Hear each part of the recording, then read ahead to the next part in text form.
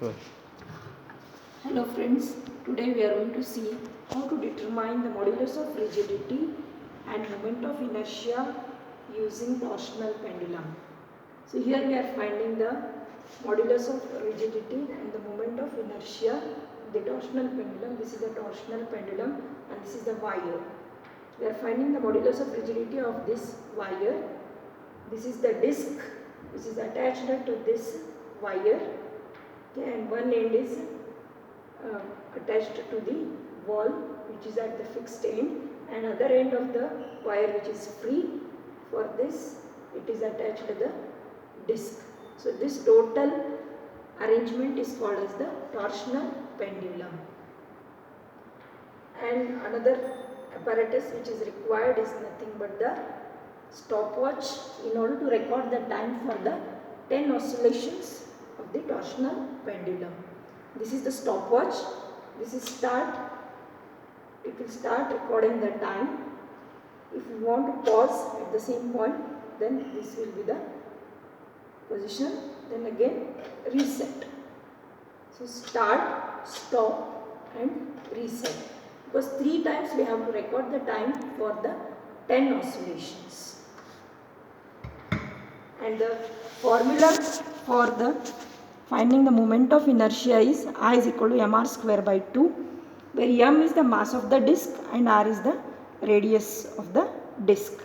Eta is the modulus of rigidity is equal to 8 pi I by r raised to 4 into L by T square mean. The unit is Newton per meter square. Then this is the tabular column, and observation is radius of the wire smaller. This we can find out by using the micrometer screw gauge. Radius of the disc R by using the vernier calipers, and then the mass of the disc. These all things first it will be given. Then tabulation, length of the wire. For 2 lengths we are going to find out the time for 10 oscillations. For one is for 0.3 meter and another one is for the 0.5 meter. Then we are going to find out the periodic time T, then T square and then L by T square.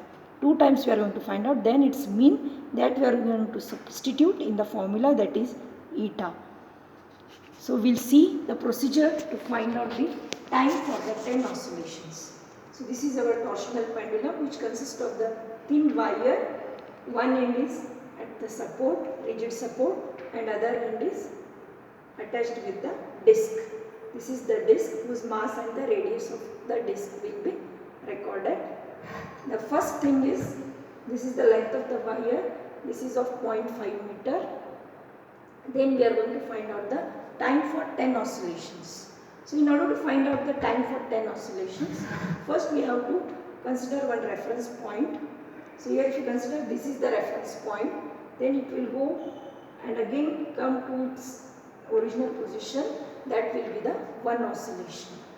So when you start counting the time, then when you are going to start counting the oscillation, at the same time you have to start the stopwatch. So here we can give the force to oscillate it. It should be very slow. So here when you start counting, it should go to that side. Again it should come to this point. Okay. So I will start the stopwatch when it leaves this position. This one. So here it will be starting the stopwatch. Now it is 1 oscillation.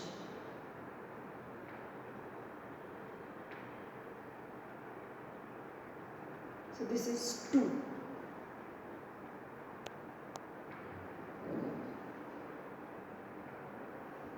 Three.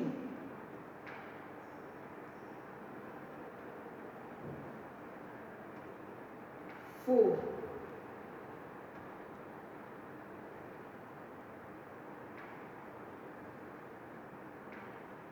5.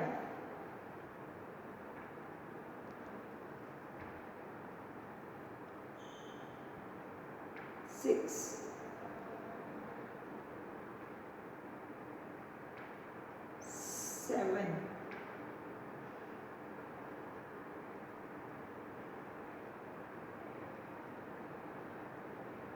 8.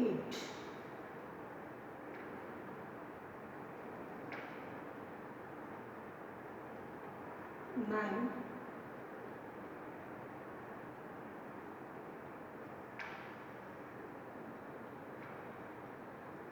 10. When it completes the 10 oscillations, then you have to stop the stopwatch, and whatever the time it gives, that you have to write in the tabular column. This is the first reading. Whatever we'll get, then we have to repeat the same procedure for the second reading for the same length. Again third reading for the same length. So 3 times you have to repeat for the same length. The same way you have to go for the 0.3 meter. Again time for 10 oscillations 3 times. Then mean of small t.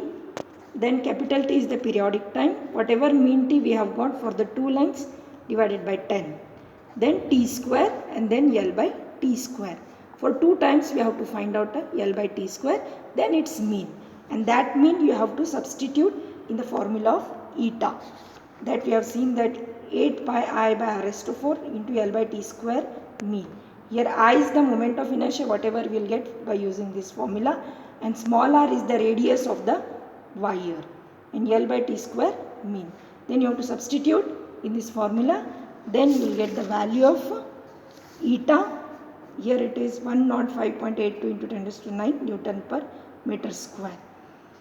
So in this way you have to find out moment of inertia as well as the modulus of rigidity. Thank you.